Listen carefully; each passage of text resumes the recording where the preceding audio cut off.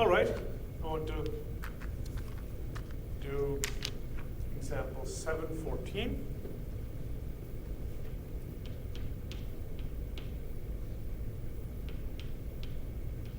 So what you have is two concentric circles with plus q and minus q over here.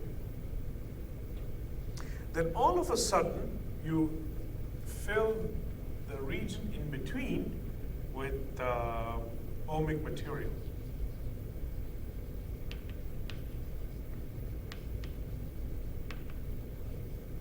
And then, because there's an electric field, current is going to flow.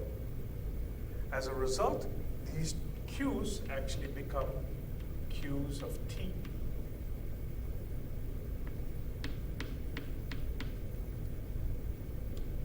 We'll do the quasi-static approximation.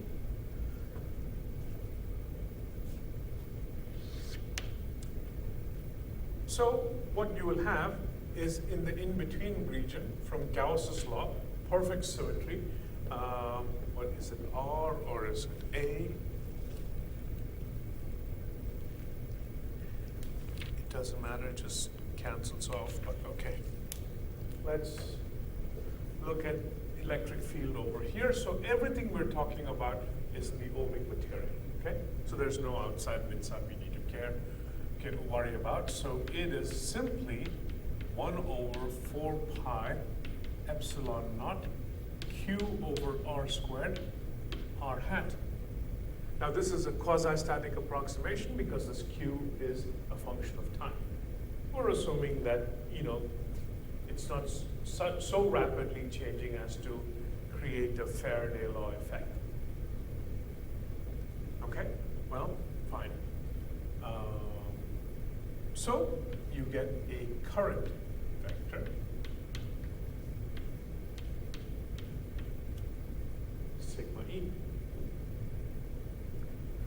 So how much current flows through it? Well, so I take some sort of how much current flows from the sphere of positive charge to the sphere of negative charge. And the total current should not be dependent on R. So I'll take a surface, and then I just do J dot dA. J dot dA is simply going to be sigma 1 over 4 pi epsilon naught q over r squared. It's radial direction. dA is also radial, so it is r squared sine theta d theta d phi. And this is the r squared goes off, 4 pi goes off, and you get sigma q over r squared.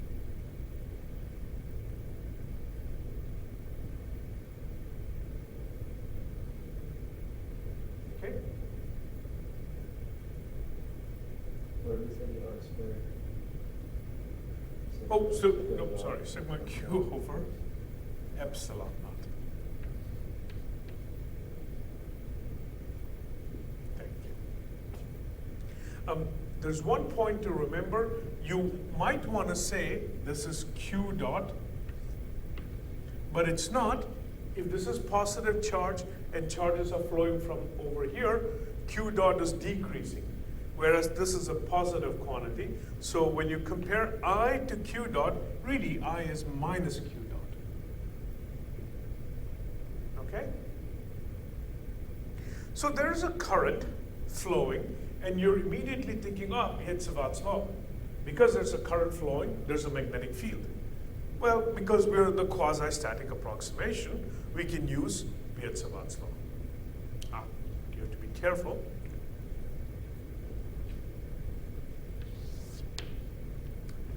Divergence of B, of course, is 0.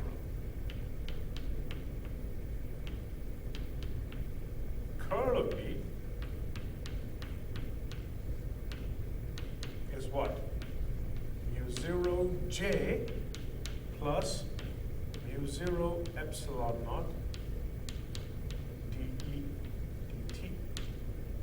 That was the last point of discussion over here. And you would get mu 0 times sigma times E over 4 pi epsilon naught Q over R squared R hat plus mu 0.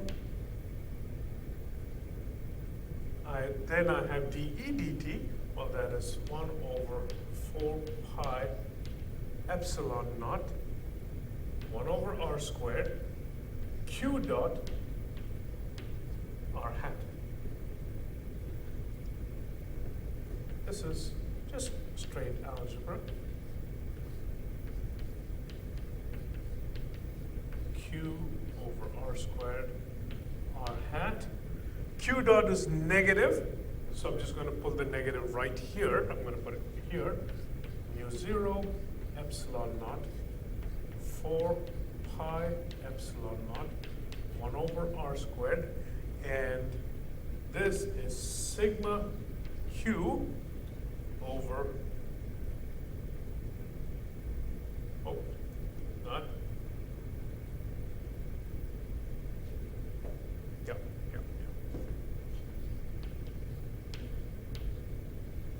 And guess what? Once you cancel off this and this, you find that this is 0. So the divergence of B is 0, the curl of B is 0. So what's the unique solution inside? 0 magnetic field. So even though there's a current,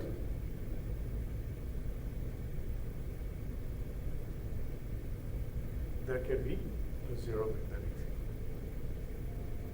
You have to be careful in this problem. It's more illustrative than exactly right. Here we have used the quasi-static approximation. Yeah? So this is more a product of quasi-static than it is of the symmetry of the problem? Or? No, I mean, when you do it exactly right, if there's a way to solve Maxwell's equation, the magnetic field is indeed 0. If you look at the example in Griffith's book, he'll just say by symmetry you can argue that it's 0. Okay. So that's one example. So the last section, the reason I'm talking about the last section is towards the end, I want to show you a little bit about superconductivity. We'll do a problem when we meet after spring break and do the demonstration of superconductivity. And so it's good to put things in context. And not only that, we should prepare you for not just vacuum electrodynamics, but also electrodynamics in a material. So as of now, where are we? We have divergence of E. When I say where are we, I mean in terms of equations. Del cross E equals minus dB dt. We have divergence of B, which is 0, and curl of B is mu 0 J plus mu 0 epsilon naught d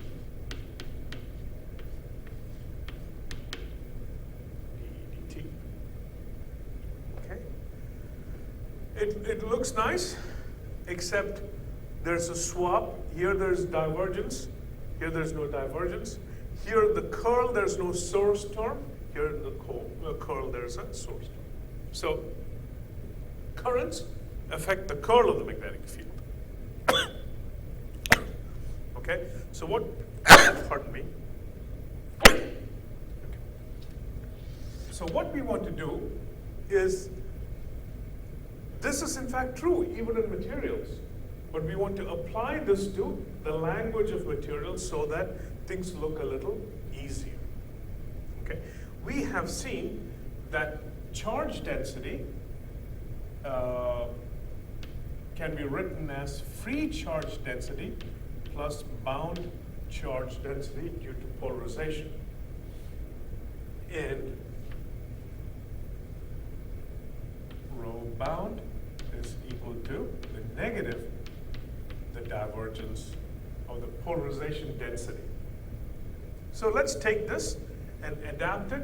So this, and nothing really changes. So I'm writing it just to remind you. So, so let me write this as 1, 2, 3, 4. There's no strict ordering, but this is what I'll do is generate the equivalent as maybe 1 prime, 2 prime, 3 prime, 4 prime when you include the materials language.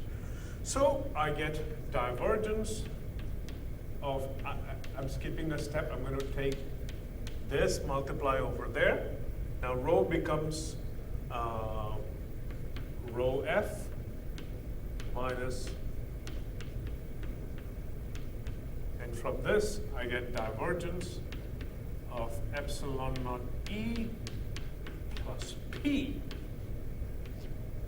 equals rho f. And if we call this as we have D, we get divergence of D equals rho f. And this is 1 prime.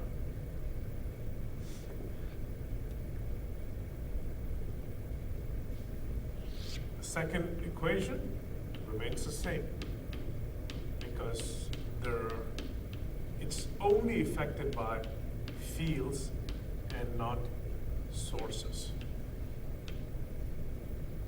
The third equation remains the same.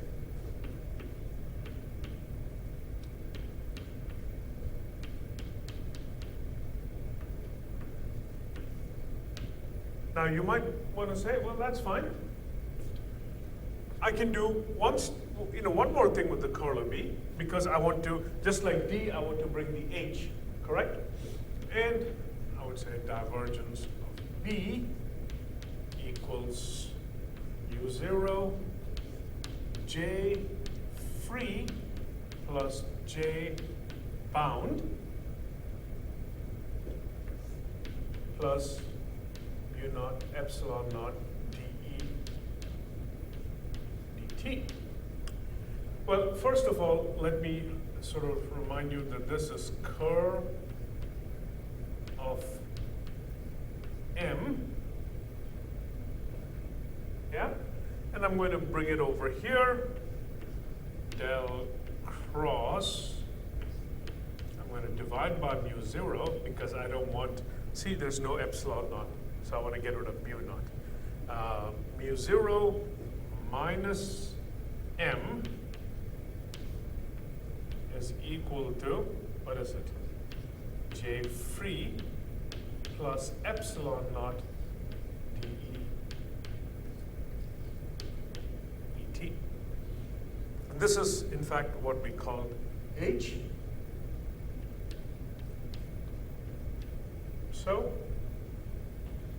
we get curl of H is equal to JF plus epsilon naught dE dt. And you would expect me to say that is 4 bar or 4 prime. But we shall be too hasty.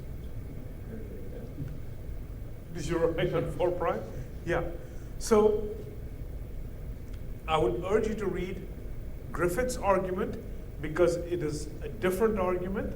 So I'm going to present another point of view that I think works cleaner logically, but he brings out the physics in it.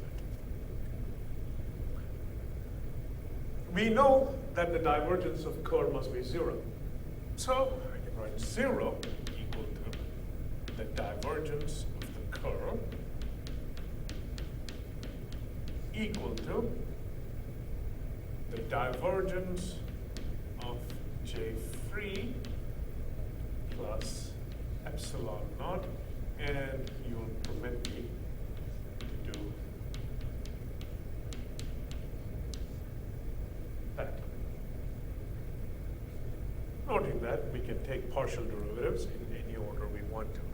Let me also, just lack of space, let me recall the most important continuity equation that says that total charges are conservative. It's literally that. It should rho f t plus divergence of j equal to 0. Okay. So we want to see if that side is in fact 0.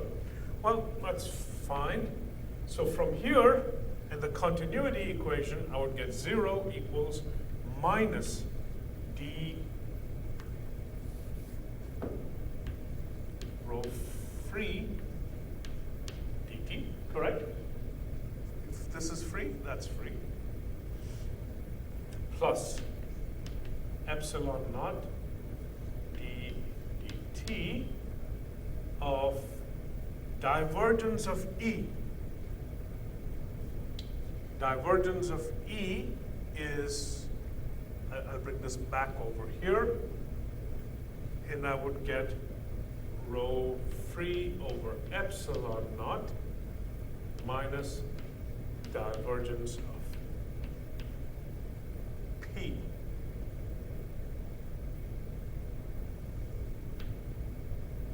Correct? So the epsilon naught goes on both of them.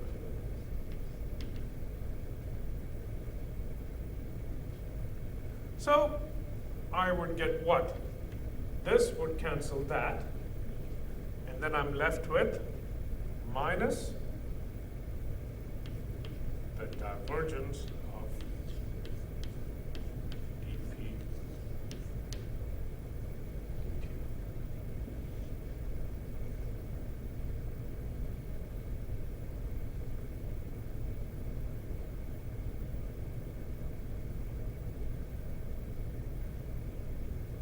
So if the polarization density vector was time dependent, they create an effective,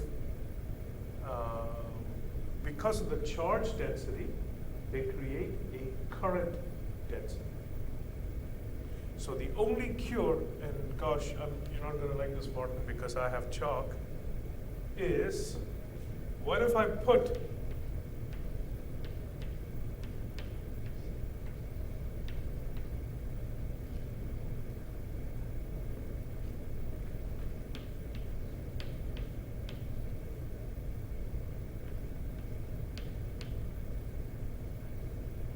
I don't have space to do it here, so I'll just put plus over here, and then plus. I took the divergence, so I would have divergence of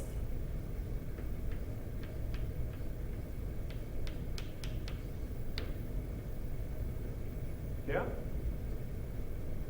So there's a cure for it.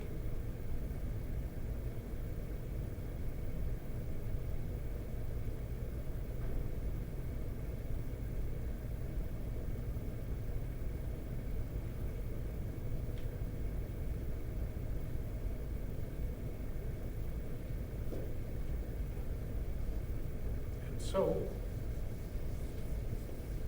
lack of space, the curl of H is equal to JF. But look, epsilon naught E plus P is nothing more than D.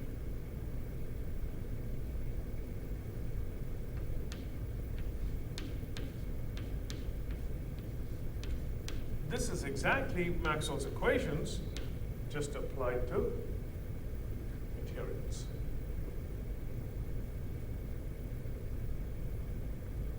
This takes care of the fact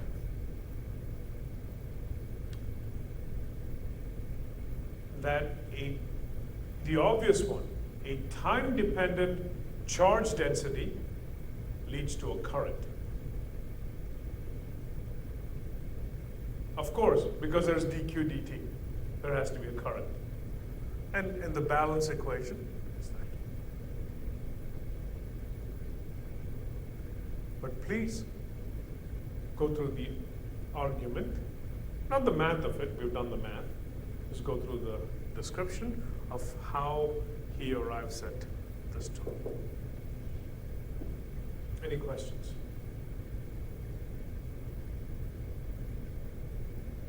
What is our setup so symmetrical with the first conflict? It is symmetric or it's not? It is. It is, yeah. Normally there's like a diagram and something else, and then this is like Just tabular. Yeah. Okay, good. So what I want to do, the last thing is boundary conditions and perhaps a problem. We don't need to spend a lot on boundary conditions. We'll do some boundary conditions and problems, but it's not difficult. We have studied boundary conditions to length. So suppose you have a surface that probably has some charge density and some current K, and this is above and below. Why is that?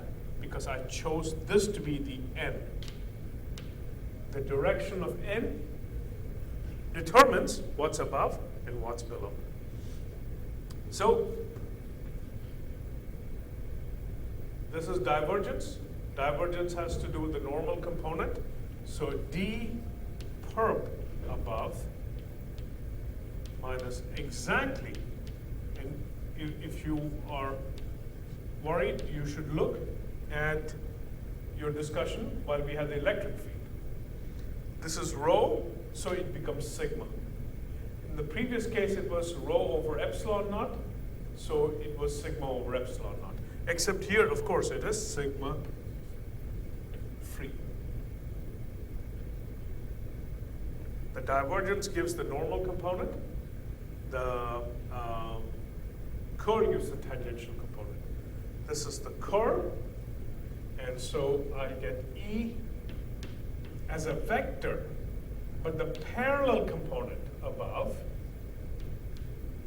that means in this plane, suppose this is the xy plane, the x and y component of E taken from above, and you take the limit all the way down to the plane, minus E, because the moment you were talking about parallel surface, there are two directions. There's only one normal, so I can write it as a vector. Yeah? If you have a two-dimensional surface, the normal is just one direction. So, I mean, I could make it a vector with that understanding, but here definitely this has two components. Below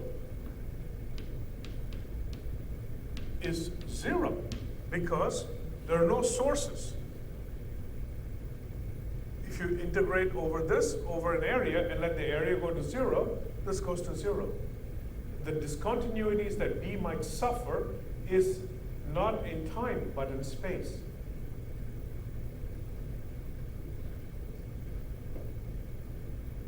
And from this equation, I get B perpendicular above. So a good student would revisit the previous derivation and see if that quick discussion makes sense. And from here, I will get that H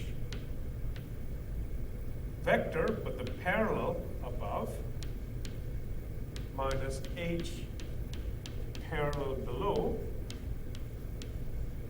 just like the other one, K free cross N hat.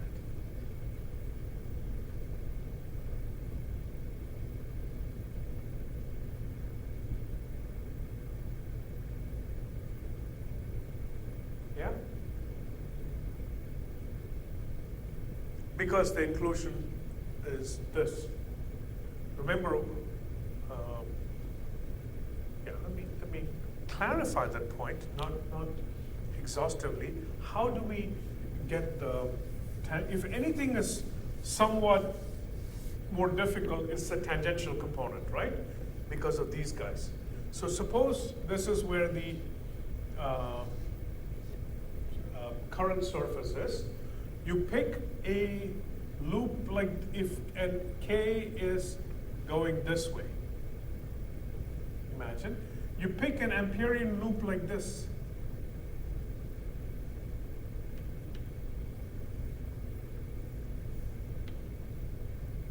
And then you're doing H dot dl. You're integrating this way. And then you would get H dot dl equals, in this case, for example, J dot dA plus d dt dot dA. And then you let dA go to 0. When you let dA go to 0, this is going to go to 0. But over here, I might get a delta function current. Yeah? If the current is going this way, you can see the discontinuity is in the other direction. And that is why we use this to compensate. But the point is, these two additions do not create any discontinuities. If these fields are continuous, they're continuous across space, not across time. So when you take the area, go to 0, it just, if you integrate any bounded function over a certain area, now you let the area go to 0, then the contribution of the integral is 0. When I say bounded function, I mean d should not have any infinities. Yeah, we don't expect any infinities. If d in this area is going to be less than 17, I don't care, less than 100 million. But then, as 100 million, this integral is going to be 100 million times the area. Now you get area go to 0, 100 million times area goes to 0. So these things do not create any discontinuity. Yep.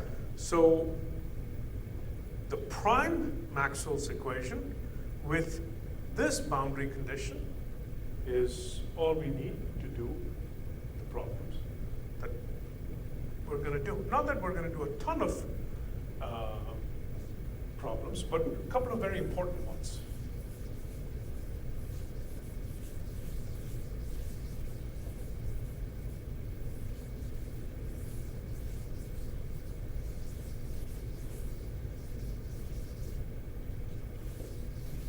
You know, if a black hole starts spinning as fast as it can, the magnetic field, the normal component of the magnetic field on the event horizon goes to 0.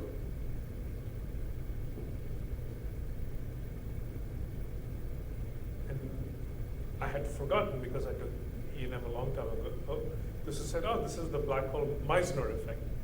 So I said, oh yeah, Meissner effect. I remember that when I came. So it's the name Meissner effect is when you have a superconductor, the magnetic field inside goes to 0. But the normal component of the magnetic field is continuous. So the normal component has to be 0. Okay, so let's talk a little bit about superconductivity. It's an entirely quantum mechanical phenomenon, so we can only talk about its bulk properties. Why a superconductor is a superconductor? Well, frankly speaking, that is outside of the experience I've had.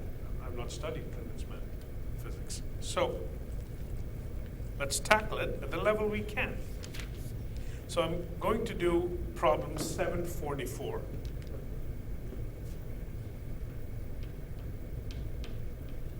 And so suppose you have a conductor, a perfect conductor. This is the conductivity, right, sigma? If you have a perfect conductor, what happens to this guy? Sigma goes to infinity. That's what it means for it to be perfect. But this is a physical quantity, J. You cannot have a physical infinite current. So what must happen in a perfect conductor? Yeah, and we talked about this. So even in a non-static case, the electric field in a perfect conductor has to be 0. Otherwise, you're just going to get infinite current. Thankfully, we don't run across perfect conductors. So we're going to go beyond a perfect conductor to a superconductor. So in a superconductor, B is also 0. So we won't get there very quickly. But suppose you have a perfect conductor and not a superconductor. Okay? So this is, so now let me do part A and B. We can already surmise a few things. It says show dB dt is 0. So there may be a magnetic field, but it shouldn't be time dependent. That's a cheat because, and the answer is very simple.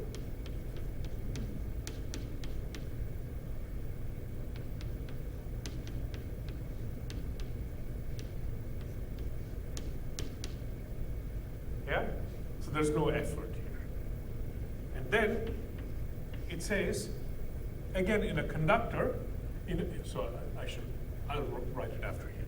So it says, if I take flux through any loop, yeah? Flux, magnetic flux through any loop,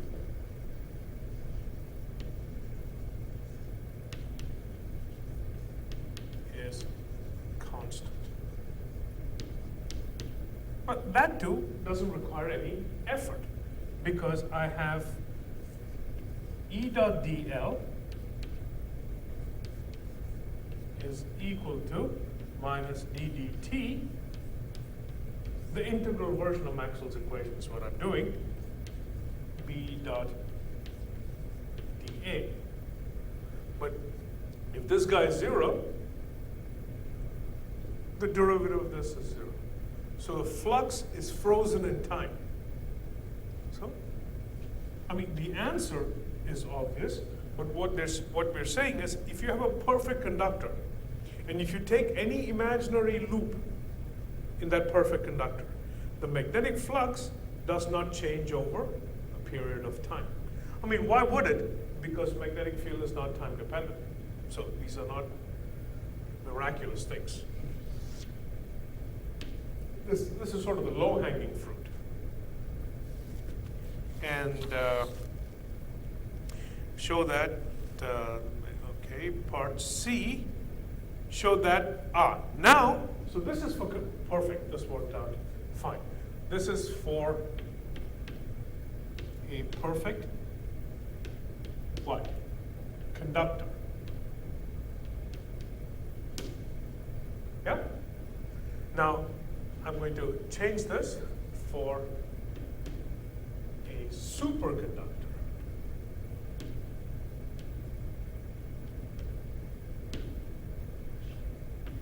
Show J equal to 0. And you're going, come on, how many Maxwell's equations do I know?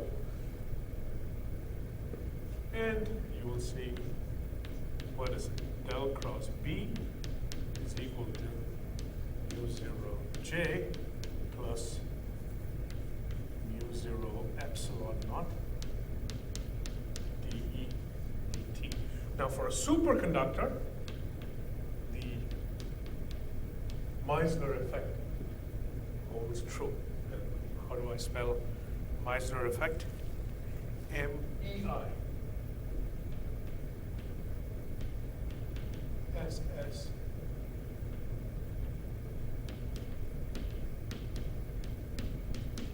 So the fact that magnetic field vanishes inside a superconductor is called Meissner effect. Well, if B is 0 and E is 0, J must be 0. But the lesson here is all currents must reside on the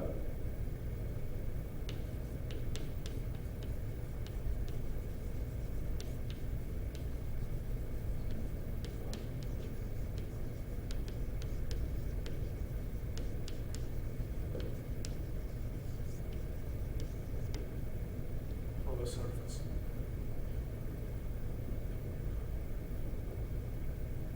Yeah? Part D, you have to work a little hard. But that is a feeling we are familiar with.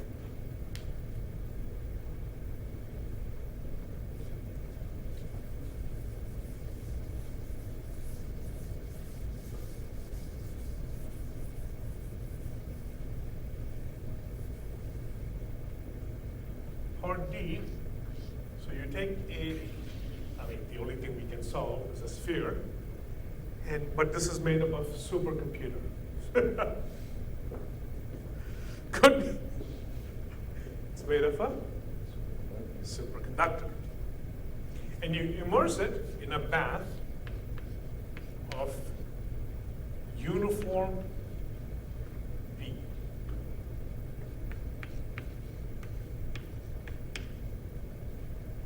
The question is, the magnetic field inside must be 0.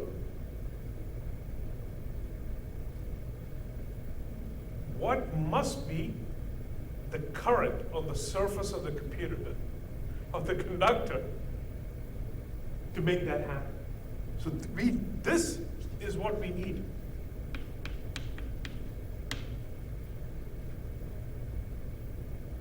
But because of this external B, you need a current over here to make this disappear. Okay? Well, so let's do it this way.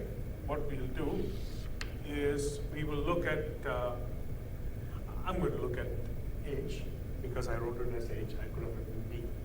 B and H is exactly the same. First of all, H out is what? B out over mu 0.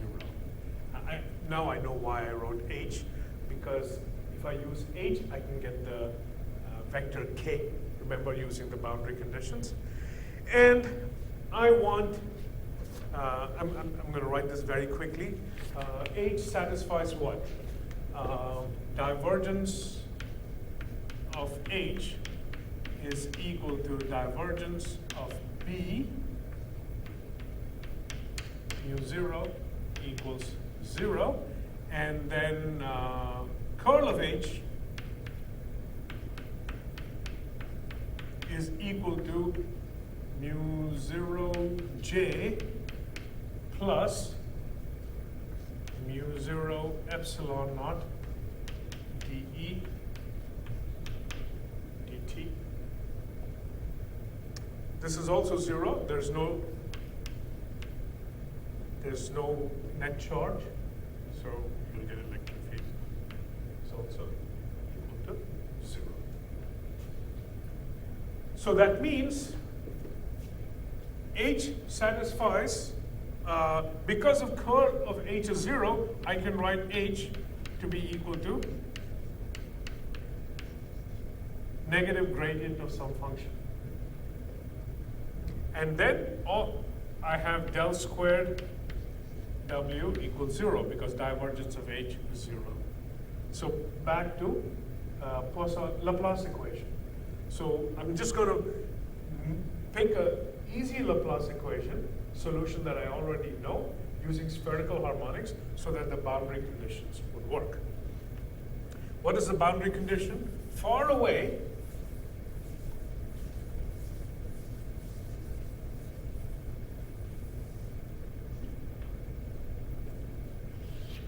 as R goes to infinity, H should approach be 0 over mu, which is E0Z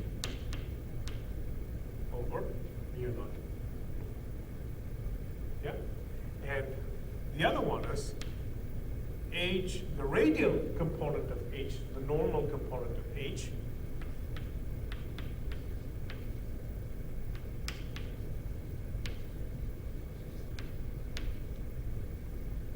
correct? So, this is what I'll do. What we do all the time, minus b0 over mu0 z, because what happens when I take the derivative with respect to z? That goes away, and when I put a minus, it goes away, and I get b0. Yeah? And I pick my simplest solution to the Laplace equation. Turns out that is all that is needed. So this is also reminding what the Laplace equation is. So already I know this part is taken care of.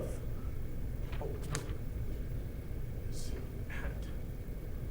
This is z hat, and this is z. So when I take the derivative, I get a z hat. But I don't want to mix coordinate systems. So we've done this again before. So again, partly I do this to remind you, z is our cosine theta. Works out very well.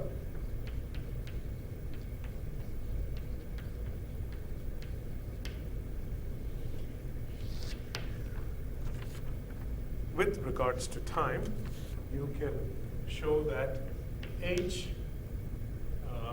how did I write it? The normal component, h perp is equal to minus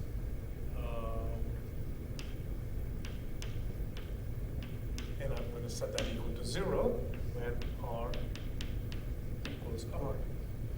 So let's take the derivative of this. So I get what?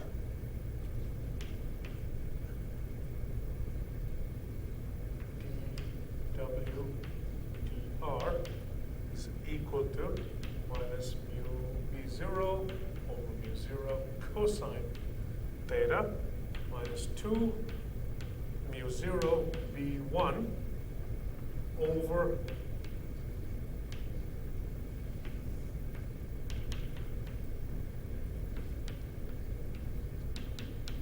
and this is why I only picked the first term. You might say, why did I pick more and more of the outside solution? Because I have cosine theta here. I know this has to cancel off. Uniqueness. So this relates b1 and b0, and when you put it in, skipping one step if you don't mind, mu0, I'll explain.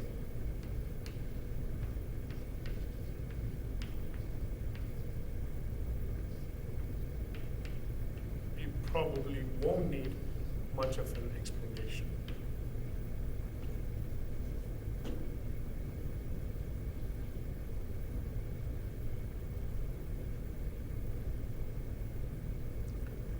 So when I set this equal to 0, I can solve for b1. The cosine thetas would cancel, and because of this negative sign and this negative sign, this goes to the other side, you get a negative sign. 2 upstairs becomes downstairs, and downstairs becomes upstairs. That's all it is. Okay? So we have an expression for W, which means we can find an expression for K.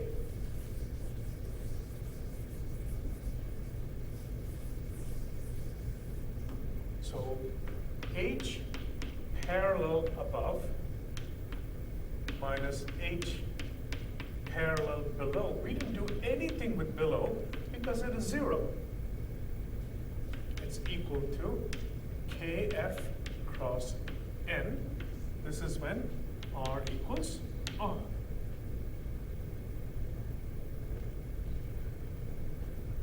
H is equal to negative gradient of omega W. So H parallel will be only the theta component, correct? R component, when you take the derivative, you get the normal component. So I'm looking at the inside cover for gradient in spherical coordinate system, and I get this to be 1 over R dw d theta in the theta hat direction. And let's do that very quickly. I get minus B0 over mu. The r's cancel. Cosine theta becomes sine theta. Cosine becomes negative sign, yeah. but then there's a negative gradient. Minus, there it is. So what is it going to be? 1/2 B0.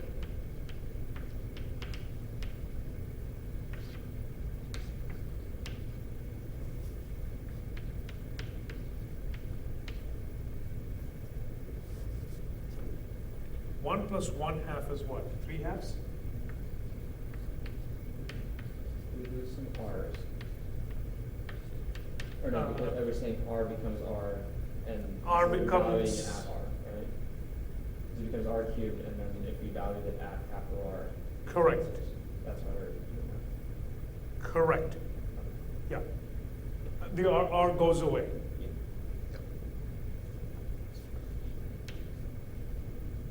Very good. I've taken the gradient. I have taken the derivative with respect to theta, put a negative sign, divided by r. And in this case, it was not necessary, but after I do that, I do. Yeah. So I have, and I think I can finish this example. I have H parallel above is equal to KF cross n hat. N hat is nothing but r hat. So minus 3/2 sine theta, no, B0 over mu 0 sine theta.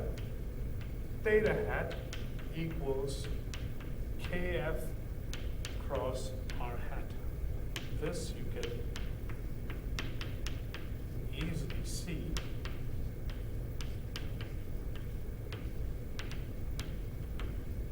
to be exactly a surface current.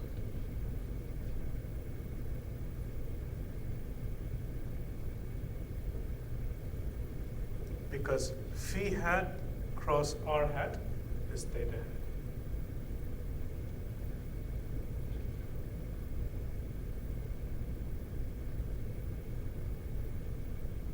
Yeah? So the surface of the superconductor